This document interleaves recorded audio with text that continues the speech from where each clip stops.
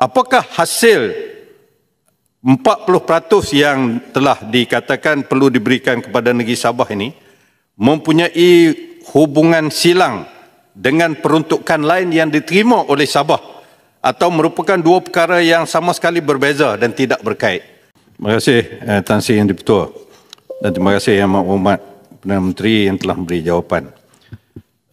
Saya kira soalan daripada Yang Berhormat Paya Besar sahabat saya ini cukup relevan kerana ianya menimbulkan sedikit kekeliruan, terutamanya apabila keluarnya kenyataan media daripada Jabatan Peguam Negara yang bertarikh 11 November baru ini, yang menceritakan tentang keputusan mesyuarat khas Jemaah Menteri pada 11 November dan sebagainya. Dan di akhir kenyataan ini disebut, saya mohon izin untuk baca, selain itu, alasan penghakiman juga menyatakan bahawa kajian semula selepas tahun 2021 adalah menyalahi undang-undang, tidak rasional, terdapat ketidakaturan dari segi prosedur dan tidak berkadaran. Ini penting. Kerajaan Persekutuan akan merayu berhubung kecatatan dalam alasan penghakiman tersebut. Ini yang menimbulkan kekeliruan. Yang saya faham dalam undang-undang, apabila satu-satu parti, satu-satu pihak yang tidak berpuas hati membuat rayuan, rayuannya hanyalah terhadap judgment or order. Never appeal on the ground of judgment. Ini alasan penghakiman adalah alasan hakim sehingga dia mencapai satu keputusan. Sama ada keputusan dia betul tak betul, itu boleh dirayu. Tapi bukan terhadap alasan penghakiman. Jadi ini yang rakyat nak tahu. Pendirian Peguam Negara mungkin yang telah menasihatkan kerajaan. Itu satu.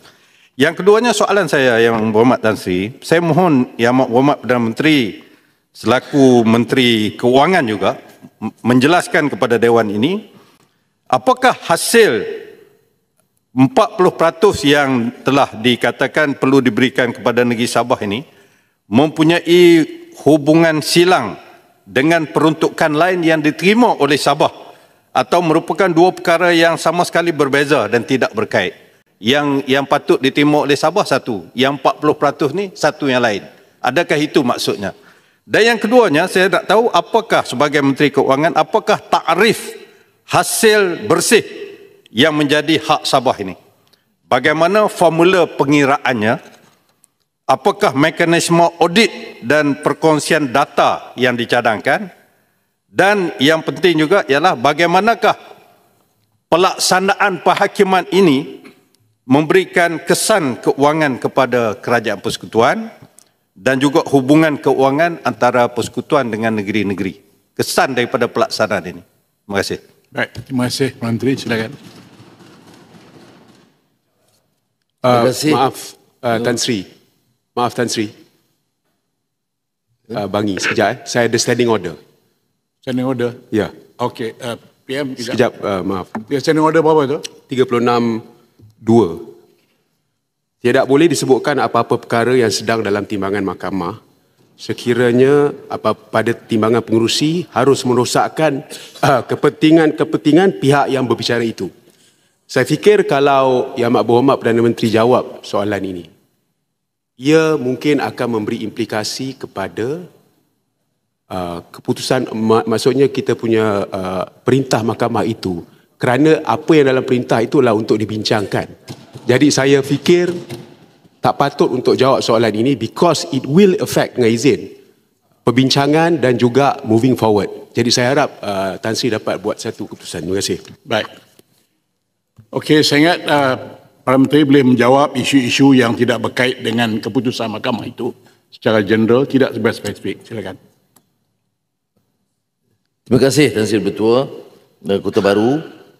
Saya rasa boleh sentuh secara umum, umpamanya kenyataan Jabatan Peguam Negara pada 11 November tidak ada percanggahan sebab kita nak asingkan keputusan kerajaan menghormati semangat perlembagaan dan penghakiman bersabit 40%. Tetapi kenyataan bukan saja alasan penghakiman, hukuman terhadap kerajaan-kerajaan sejak 2004 yang disebut itu irrational 2021 itu termasuk semasa Kota Baru Menteri Undang-Undang.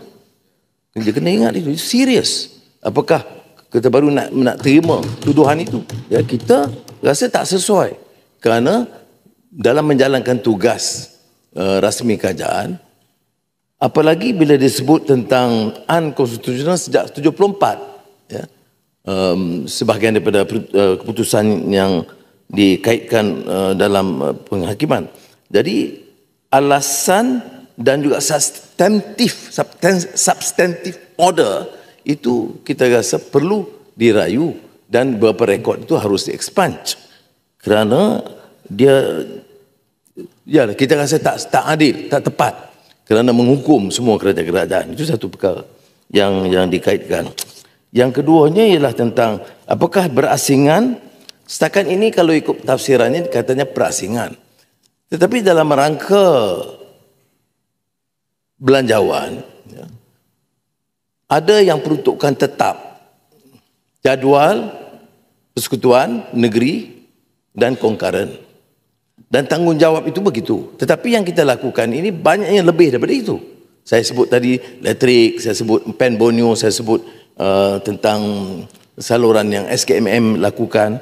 Itu sudah, situ saja sudah 7-8 bilion ringgit. Jadi kalau memikirkan keperluan 40%, tentunya kita kena lihat belanjawan secara keseluruhannya. Jadi sebab itu rundingan itu penting.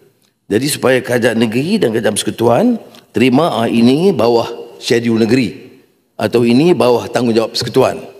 Jadi bila ini diputuskan, kita boleh kira bagaimana kelebihan 40%. Tapi tentunya kita setuju pada prinsip daripada 26 juta naik 150 juta. Dalam 2 tahun saya naik 600 juta. Maknanya bagi saya, bagi kerajaan sekarang, ada munasabahnya untuk meningkatkan seperti mana yang dijanjikan dalam perjanjian penubuhan kerajaan Sabah bersama Malaysia. Baik, bagaimana takrif hasil? Setakat yang disediakan oleh Kementerian Kewangan, dia tentunya masuk cukai langsung, cukai tak langsung, hasil bukan cukai dan hasil petroleum. Itu sebahagian daripadanya. Ada orang anggap hasil petroleum 5% untuk negeri, 95% berkaitan. Tak betul. Perkiraan itu tak tepat kerana ada pelaburannya, ada hutangnya, ada joint venture Petronasnya.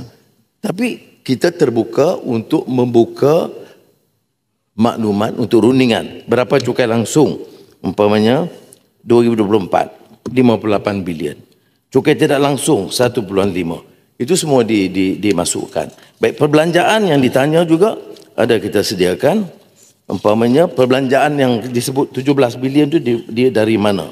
Ya, itu penambahan. Kerana 2021, kalau yang Muhammad ingat, 12 bilion yang diperuntukkan oleh Kerajaan Persekutuan kepada Sabah.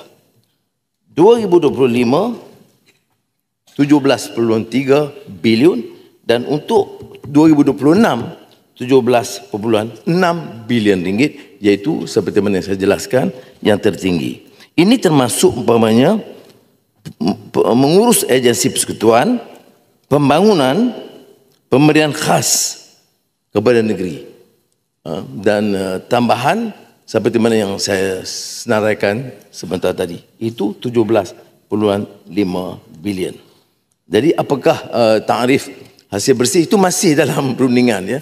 Tapi saya setuju dengan pandangan Sabah bahawa 40% itu mesti daripada hasil. Jadi ini tak diambil kira tentang tanggungjawab langsung kerajaan. Tapi saya nak bezakan, ya, tanggungjawab tu boleh jadi 10, boleh jadi 14, terpulang kepada semangat rundingan di antara negeri dan persekutuan, cara baik dan semangat muafakat.